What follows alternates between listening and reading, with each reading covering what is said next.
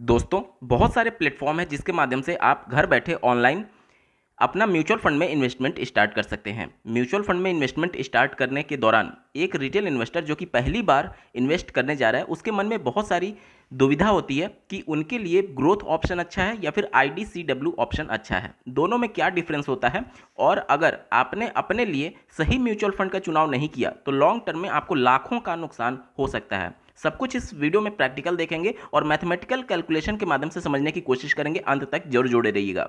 नमस्कार दोस्तों, मेरा नाम है नीरज। आप देख रहे हैं फिनोबिट यूट्यूब चैनल। अगर आप इस चैनल पर पहली बार विजिट कर रहे हैं तो इसको सब्सक्राइब करते हुए बेल आइकन को प्रेस करना ना भूलें।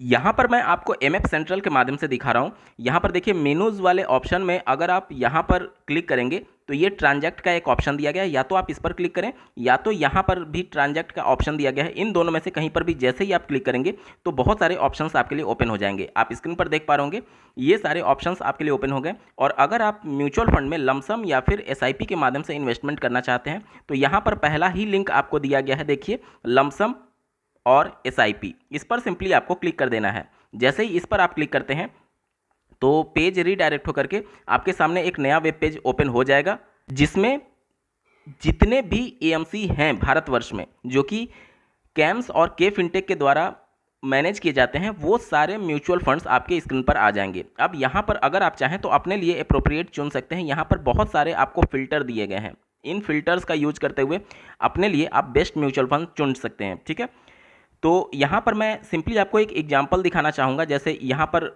या तो आप स्क्रॉल डाउन होकर के या फिर फिल्टर लगा करके सर्च कर सकते हैं, या तो ऊपर यहाँ पर आपको दिख रहा होगा सर्च बार, इस पर डायरेक्टली आप उस म्यूचुअल फंड का नाम लिख सकते हैं जिसमें आप इन्वेस्टमेंट करना चाहते हैं। तो जैसे मान लीजिए मैंने यहाँ पर एक सिंपली मैं आपको उदाहरण दे रहा हूँ, ये कोई भी बाई या फिर सेल रिकमेंडेशन नहीं है। जब भी आप म्यूचुअल फंड में इन्वेस्टमेंट करें तो प्रॉपर रिसर्च की ज़रूरत पड़ती है, इसलिए बिना प्रॉपर रिसर्च के और अपने फाइनेंशियल एडवाइजर से सलाह लिए बिना आप म्यूचुअल फंड में इन्वेस्टमेंट मत करिएगा, क्योंकि म्यूचुअल फंड इन्वेस्टमेंट जो होता है वो सब्जेक्ट टू मार्केट रिस्क होता है। ठीक है, यहाँ पर देखिए, मैं HDFC बैलेंस एडवांटेज फंड को सर्च कर रहा हूँ और यहाँ पर आप देख सकते हैं, देखिए ये भी HDFC बैलेंस एडवांटेज फंड है और ये भी बैलेंस एडवांटेज फंड है। अब दोनों में डिफरेंस क्या है? दोनों में डिफरेंस यहाँ पर बस नाम में यहाँ पर आगे ग्रोथ लगा है और यहाँ पर IDCW लगा है।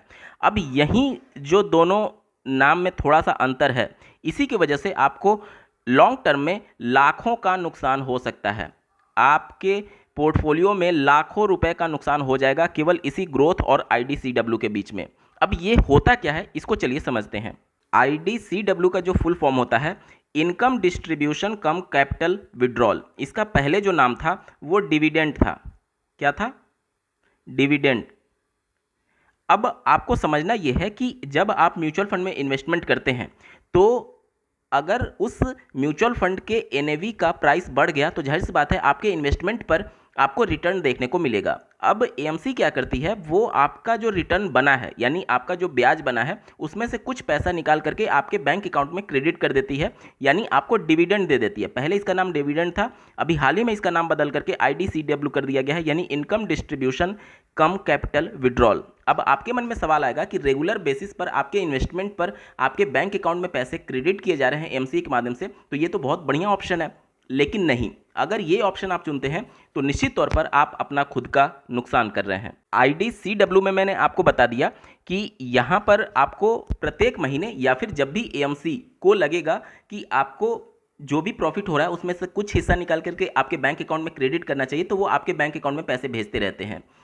लेकिन जो ग्रोथ ऑप्शन होता है उसमें कोई भी आपको डिविडेंड या फिर इस प्रकार के आपके जो भी पैसा ग्रो कर रहा है उसमें कोई भी डिविडेंड या फिर इस प्रकार का कोई भी आपको पैसा आपके बैंक अकाउंट में क्रेडिट नहीं किया जाता जब तक कि आप खुद से नहीं निकालते।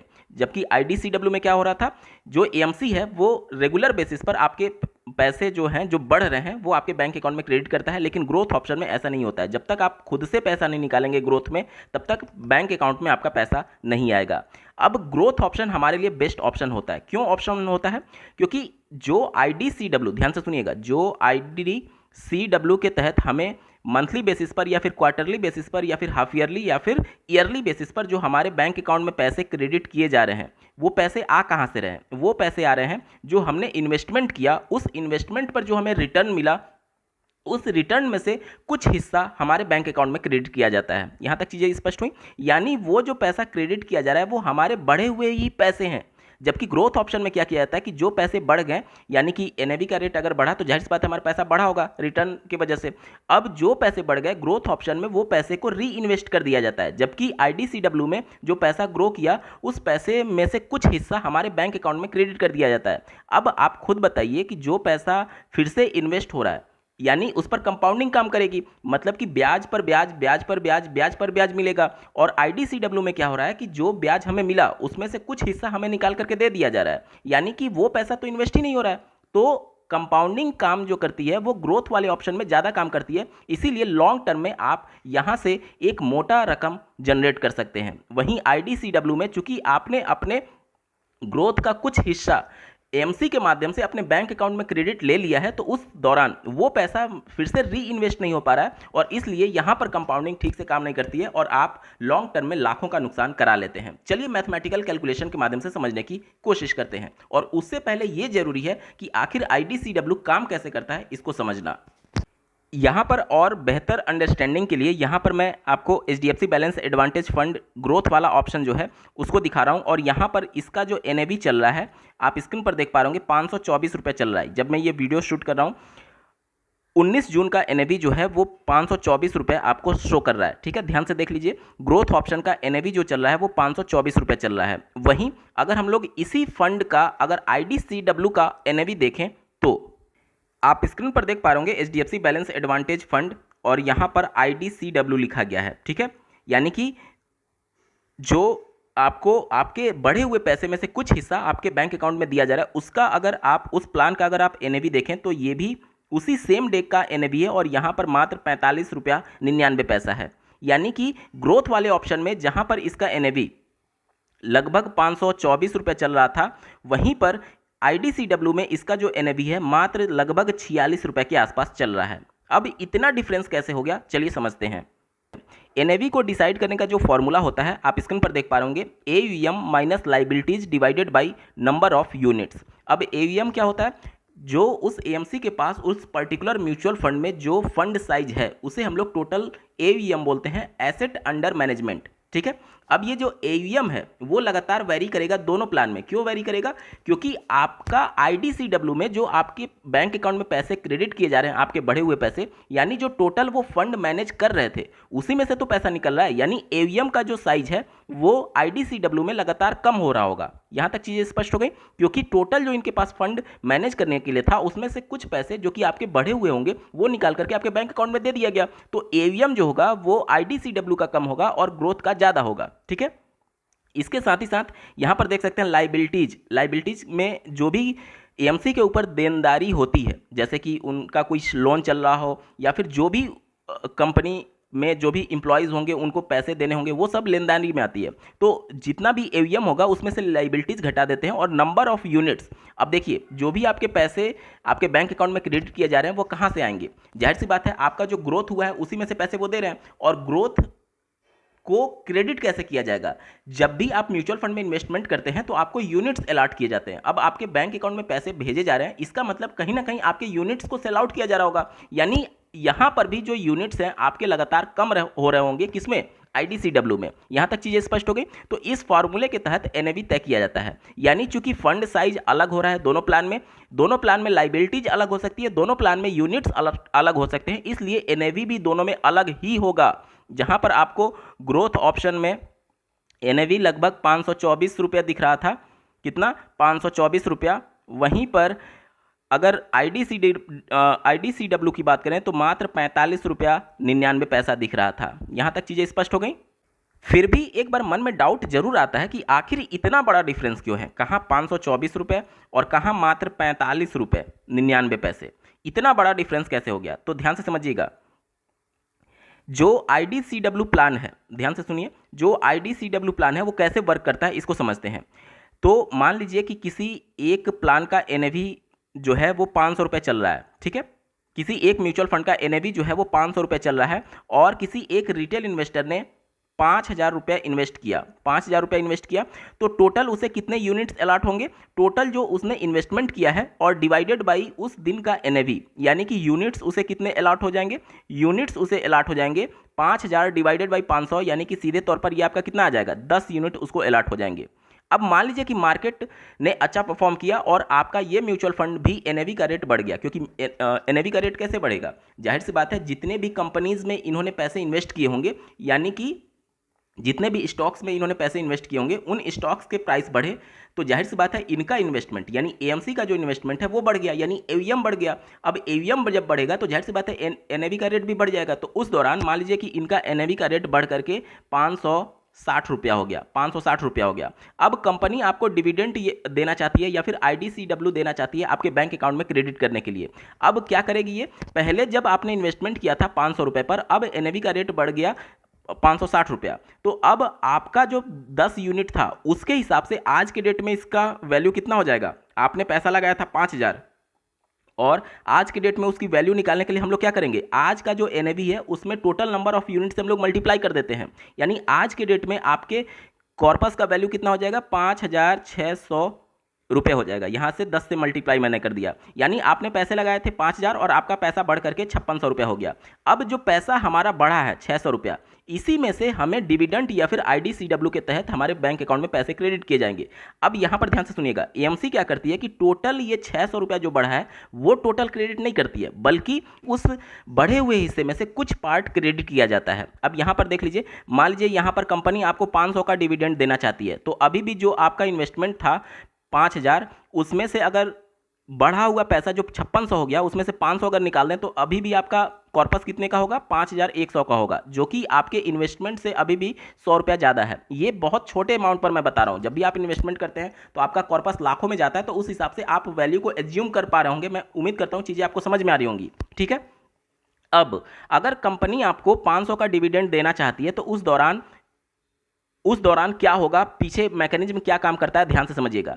यहां पर अब जो अमाउंट क्रेडिट किया जाएगा आपके बैंक अकाउंट में उसको यूनिट से डिवाइड कर दिया जाएगा, यूनिट से डिवाइड कर दिया जाएगा। तो यूनिट से डिवाइड करेंगे तो टोटल कितना आएगा? टोटल आएगा आपका 50। कितना आएगा? 50। अब ये जो वैल्यू है वो उस दिन के एनएवी से माइनस कर दिया जाएगा, यानी कि अगर मान लीजिए इसका करंट एनएवी 560 चल रहा है तो इसमें से 50 जब माइनस करेंगे, ध्यान से सुनिए, 560 में से 50 जब माइनस करेंगे तो एनएवी का जो रेट हो जाएगा वो 510 रुपया हो जाएगा। यानी कि ध्यान से सुनिए, ग्रोथ ऑप्शन अगर यहां पर रहता है, ये आईडीसीडब्ल्यू का मैं बता रहा हूं, अगर ग्रोथ ऑप्शन रहता तो ये 500 का जो एनएवी बढ़ गया है 560 हो गया है वो 560 ही रहता। लेकिन आईडीसीडब्ल्यू में क्या हो रहा है कि चूंकि 500 रुपए जो आपके कॉर्पस में बढ़े हैं, टोटल जो 600 बढ़े थे उसमें से 500 रुपए आपको डिविडेंड के तौर पर देना है एएमसी को, इसलिए जो टोटल आपके यूनिट्स थे और जितना पैसा आपको देना है उसमें उसको डिवाइड कर दिया जाएगा। जो भी वैल्यू आएगी उसको एनएवी से माइनस कर दिया जाएगा और माइनस करने के बाद से उस दिन का जो एनएवी अब तय होगा वो 510 रुपया होगा। यानी कि ग्रोथ ऑप्शन में ये एनएवी 560 रुपया होगा और आईडीसीडब्ल्यू में ये एनएवी घट करके 510 रुपया हो जाएगा। यानी आईडीसीडब्ल्यू में लगातार जो एनएवी का प्राइस है वो क्या हो रहा है? वो घटता जा रहा है। इसीलिए आपने देखा होगा कि जो एचडीएफसी बैलेंस एडवांटेज फंड में मैंने आपको एनएवी दिखाया आईडीसीडब्ल्यू का, वो बहुत कम था और जो ग्रोथ ऑप्शन का मैंने दिखाया वो बहुत ज़्यादा था। यही मेन डिफरेंस है, क्योंकि आपके बैंक अकाउंट में जो पैसे क्रेडिट किए जाएंगे वो कहाँ से आएंगे? ये तय होता है आपका कॉर्पस एनएवी के रेट से, और जब आपको पैसे निकाल करके दिए जा रहे हैं तो जाहिर सी बात है आपका एनएवी का रेट भी तो कम हो जाएगा। यानी कि इन फ्यूचर जब आप अपना पूरा कॉर्पस निकाल रहे होंगे तो उस दौरान जो उस दिन का एनएवी होगा उसके हिसाब से आपको पैसे दिए जाएंगे। और एनएवी चूंकि लगातार घट रहा है क्योंकि आप अपने पैसे आईडीसीडब्ल्यू के माध्यम से लगातार क्रेडिट ले रहे हैं अपने बैंक अकाउंट में, इसलिए आप बढ़े हुए पैसे अगर देखें तो ग्रोथ में ऑप्शन में बहुत ज़्यादा आपको अच्छा क्रेडिट मिलेगा। लेकिन वहीं आईडीसीडब्ल्यू में चूंकि एनएवी का रेट घट चुका होगा इसलिए आपको लंबे समय के बाद से यहां पर नुकसान देखने को मिलता है। ये तो बात हो गई कि हाइपोथेटिकली कैसे कि ये काम करता है। अब चलिए मैथमेटिकल कैलकुलेशन के माध्यम से भी हम लोग समझने की कोशिश करते हैं कि कैसे आपको लाखों का नुकसान होगा। यहां पर आपके मन में प्रश्न आ सकता है कि जो एनएवी पर हमने इन्वेस्टमेंट किया उस एनएवी से तो नीचे जाएगा नहीं आईडीसीडब्ल्यू का प्राइस, क्योंकि अगर उससे नीचे चला गया यानी हमारा पैसा जो है वो माइनस में जा रहा है। जैसे मान लीजिए आपने 500 एनएवी के रेट पर इन्वेस्टमेंट किया और जिस प्रकार से मैंने अभी आपको समझाया, आपके मन में शंका आएगी कि लगातार एनएवी का रेट घटता जा रहा है, यानी कि एनएवी का रेट जिस प्राइस पर यानी जिस रेट पर हमने इन्वेस्ट किया उससे भी नीचे जाएगा क्या? नहीं, उससे नीचे नहीं जाएगा, उससे ऊपर ही रहेगा। अगर उससे नीचे जाएगा यानी आपका जो इन्वेस्टेड वैल्यू है वो भी निगेटिव में जा रही है, तो क्या कभी ये निगेटिव में जाएगी? नहीं जाएगी। लॉन्ग टर्म में आपको प्रॉफिट में ही दिखने को मिलेगा। फिर आप के मन में डाउट आएगा कि फिर इतना बड़ा डिफरेंस कैसे हो गया कि 45 रुपया 99 पैसा और 524 रुपया, ग्रोथ का 524 और IDCW का 45 रुपया 99 पैसा। यहां पर देखिए, जब ये प्लान शुरू किया गया होगा वहीं से ये जो अभी मैंने आपको प्रोसेस सिखाया समझाया वो स्टार्ट हो गया होगा। जैसे जब भी कोई म्यूचुअल फंड लॉन्च होता है तो एनएफओ के तौर पर लॉन्च होता है, यानी न्यू फंड ऑफर के तौर पर। और कोई भी नया एनएफओ जब आता है तो उसका बेस प्राइस जो होता है वो 10 रुपया डिसाइड होता है। यानी बैलेंस एडवांटेज फंड HDFC का जो ग्रोथ वाला प्लान है उसका भी 10 रुपया होगा और IDCW वाला जो प्लान है उसका भी 10 रुपया होगा। यहां तक चीजें स्पष्ट हो गई। अब देखिए 10 रुपया से धीरे धीरे बढ़ते बढ़ते ग्रोथ वाला जो प्लान है, क्योंकि उसमें से आपको कोई भी डिविडेंड या फिर IDCW क्रेडिट नहीं होगा आपके बैंक अकाउंट में, यानी एनएवी जो वो बढ़ रहा है वो लगातार बढ़ता जा रहा है। लेकिन जो IDCW वाला प्लान है, मान लीजिए 10 रुपया पर वो बेस प्राइस पर लॉन्च हुआ और उसके बाद से 1 महीने बाद मार्केट ने बहुत अच्छी रैली दिखाई और वो बढ़ करके 12 रुपया हो गया, यानी कि 20% का यहाँ पर प्रॉफिट दिख रहा है। तो उस 20% जो कि आपका रिटर्न मिला, जो कि आपके इन्वेस्टेड अमाउंट पर होगा, उसमें से कुछ डिविडेंड निकाल करके आपके बैंक अकाउंट में क्रेडिट कर दिया जाएगा। यानी एक्चुअली वो 20% बढ़ा तो सही, लेकिन अब वो एनएवी फिर से माइनस हो जाएगा। यानी 10 से 12 जो हुआ था, हो सकता है कि उसमें से डिविडेंड देने के बाद से उसका एनएवी कितना हो जाए, उसका एनएवी हो जाए 10 रुपया 50 पैसे। यहां तक चीजें स्पष्ट हो गई। जबकि ग्रोथ में क्या हो गया कि ग्रोथ में अगर 20% वहां पर रिटर्न मिला तो 10 का वो 12 हुआ, और अगली बार फिर ग्रोथ का रिटर्न मिलेगा तो 12 का हो सकता है 15 हो जाए। लेकिन IDCW वाले में क्या हो रहा होगा, 10 से पहले 12 तो हुआ, लेकिन डिविडेंड देने के बाद से फिर से 10.5 हो गया, फिर से अब 10.5 उसका बेस प्राइस हो गया, उसके बाद उस पर रिटर्न देखा जाएगा। अब रिटर्न देखने के बाद से मान लीजिए 11 हुआ, 11 में से फिर से डिविडेंड मान लीजिए देना है तो 11.25 कर दिया जाएगा एनएवी घटा करके। यानी कि ग्रोथ वाले ऑप्शन में आप देखिए लगातार बढ़ता जा रहा है। यानी ऐसे ही बढ़ते बढ़ते ये 524 रेट पर आया होगा एनएवी ग्रोथ वाले ऑप्शन में। और IDCW में चूंकि ग्रोथ जो हो रहा है उसमें से एनएवी माइनस कर दिया जा रहा है जब जब आपको डिविडेंड मिल रहा है, तो इस वजह से 10 रुपया के बेस प्राइस पर दोनों शुरू हुए थे, लेकिन जो ग्रोथ वाला ऑप्शन है वो 524 रुपये पर चला गया और जो IDCW वाला है वो मात्र लगभग 46 रुपये के आसपास है। उम्मीद करता हूं यहां तक चीजें बिल्कुल स्पष्ट हो गई होंगी। सबसे पहले हम लोग देखते हैं कि इस म्यूचुअल फंड ने पिछले वर्षों में कैसा परफॉर्मेंस दिया है। तो 1 साल का अगर मैं आपको रिटर्न दिखाने की कोशिश करूं तो इस म्यूचुअल फंड ने लगभग 41% का रिटर्न बना करके रिटेल इन्वेस्टर को दिया है। अगर 3 साल का मैं आंकड़ा देखूं तो आप देख सकते हैं ऑलमोस्ट ये 25% का रिटर्न दे रहा है, एनुअलाइज्ड रिटर्न। अगर मैं 5 वर्ष का डेटा देखूं तो आप देख सकते हैं ऑलमोस्ट ये 20% का रिटर्न दे रहा है। और ऑल पर मैं क्लिक करता हूं तो सिंस इंसेप्शन की अगर मैं बात करूं, यहां पर कर्सर रखकर मैं आपको दिखाने की कोशिश कर रहा हूं। ये जो फंड है 2013 का है, आज हम लोग 2024 में है, यानी ऑलमोस्ट 11 साल समय हो चुका है। और इन 11 साल में एनुअलाइज जो रिटर्न इन्होंने दिया है वो 16.71% बना करके दिया है। अब यहां पर समझने वाली बात यह है कि लॉन्ग टर्म में अगर हमारा टाइम होराइजन मान लीजिए 20 साल का है, कितने साल का, 20 साल का है, तो इन 20 साल में IDCW का जो हमें पैसे क्रेडिट किए जा रहे हैं वो कितना इंपैक्ट करेगा, चलिए समझते हैं। यहां पर मैं आपको रिटर्न दिखा दिया, लगभग आप 16.5% लॉन्ग टर्म में 20 साल के लिए रिटर्न मान सकते हैं। यहां तक चीजें स्पष्ट हुई। आप स्क्रीन पर देख पा रहे होंगे, यहां पर मैंने लमसम कैलकुलेटर ओपन किया है और जो IDCW के तहत 500 रुपये डिविडेंड के तौर पर हमारे बैंक अकाउंट में क्रेडिट किया गया था। अब जो अभी हमने इस फंड का रिटर्न देखा लगभग 16.5% और लॉन्ग टर्म में 20 साल का मैं टाइम होराइजन लेकर के चल रहा हूं, ठीक है। तो ये 500 रुपये जो कि हमारे बैंक अकाउंट में क्रेडिट कर दिए गए हैं, अगर नहीं किए गए रहते, ध्यान से सुनिए, अगर नहीं किए गए रहते क्रेडिट और वहीं इन्वेस्टमेंट रहता, तो उस दौरान ये 500 रुपये इस रेट ऑफ रिटर्न के हिसाब से 20 साल में बढ़ करके कितनी वैल्यू हो जाती, आप अपने स्क्रीन पर देखिए और देख करके आप चौंक जाएंगे। ये जो वैल्यू है 500, इस पर रिटर्न हमें मिल जाता 10,104 का, और ये जो वैल्यू बढ़ करके हो जाती 10,604 रुपये हो जाती। यानी कि आज जो हम 500 रुपये बैंक अकाउंट में क्रेडिट ले रहे हैं उसकी वैल्यू 20 साल बाद 10,604 रुपये हो जाएगी।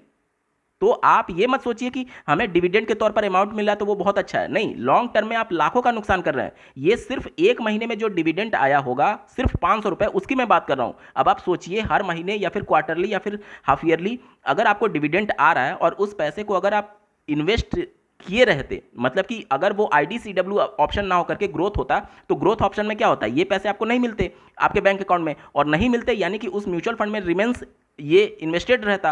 अब इन्वेस्टेड रहता तो 20 सालों में ये इसी 500 की वैल्यू बढ़ करके 10,604 रुपया हो जाती। ठीक है, तो यहां पर आप मैथमेटिकल कैलकुलेशन के माध्यम से समझ पा रहे होंगे कि IDCW की वजह से लॉन्ग टर्म में आप अपना लाखों का नुकसान कर रहे हैं। आज के डेट में अगर आपको 500 रुपये अकाउंट में मिल भी जा रहा है, तो इस 500 की वैल्यू आपके लिए अलग अलग मैटर कर सकती है, प्रत्येक व्यक्ति के फाइनेंशियल सिचुएशन के हिसाब से अलग अलग मैटर कर सकती है। अब बहुत सारे रिटेल इन्वेस्टर्स सक्षम होते हैं कि वो इन 500 वैल्यू अगर उनको ना भी मिले तो वो अपना कुछ खास प्रभाव उनके ऊपर नहीं पड़ेगा, लेकिन फिर भी वो IDCW के तहत अगर बैंक अकाउंट में पैसे क्रेडिट हो रहे हैं तो उनको अच्छा लगता है कि चलिए कम से कम कुछ पैसे आ रहे हैं। लेकिन यही कुछ पैसे आपके भविष्य के लिए बहुत लाखों का इनकम जो कि जनरेट कर सकता था वो नहीं कर पा रहा है, क्योंकि आपने अपने पैसे को मार्केट में रखा ही नहीं, उसको निकाल लिया। और अगर यही ग्रोथ ऑप्शन आपने सेलेक्ट किया रहता तो ये वाला पैसा री इन्वेस्ट हो जाता और उस दौरान इसी पैसे की वैल्यू 20 साल में बढ़कर के 10,604 रुपए हो जाती।